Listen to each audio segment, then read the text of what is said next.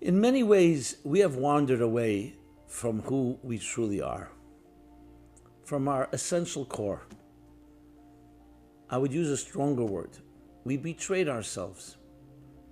And to use the beautiful analogy that resonates so deeply, we are all born into a garden, a young newborn child, pure, innocent, vulnerable, all possibilities ahead of this child.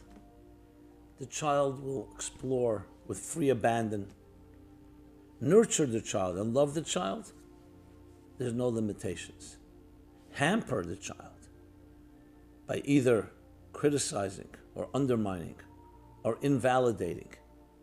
Then of course, the confidence, the self-confidence, the belief in oneself will get weaker, and you won't want to try out of fear of failure or critique or not pleasing someone. So if you look at life, it all begins in the most beautiful form. It's humans that have the choice to either nurture the garden and the flowers, which is each one of us, each one of our children, or to, God forbid, destroy, or at least not cultivate, not nurture. So when you think of it, this is not about putting anyone on a guilt trip. It's about comparisons. How great you can become, how small you are, where are you, where are you headed? So then we suddenly grow into adults, and we have a reality, quote unquote, that we now need to contend with. It's our attitudes, it's our patterns, it's our routines, it's the expectations, it's the things we picked up from our parents, from our educators, from society, from our friends, from the media. It is incumbent upon us not to feel we are a product, and definitely not a victim of all these circumstances. Whatever happened, happened. Now is the time to revisit. I'm going to challenge the attitudes, the prejudices, the so-called givens of my life, the norm. That's called revisiting. And after that, I'm going to replug.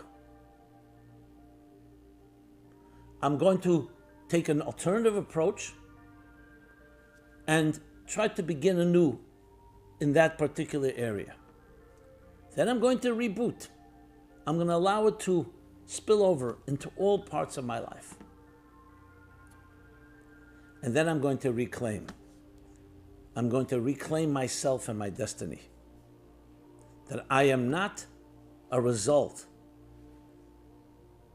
simply of all that has happened to me. I have a true higher calling. A higher calling.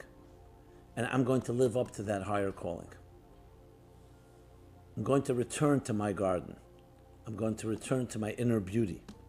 I'm not going to allow the experiences of my life to define, in any way blemish, the beauty of my soul.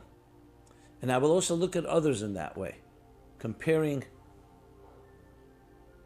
and challenging what I see to what they can become. Not just to look at people of who they are, but what they can become.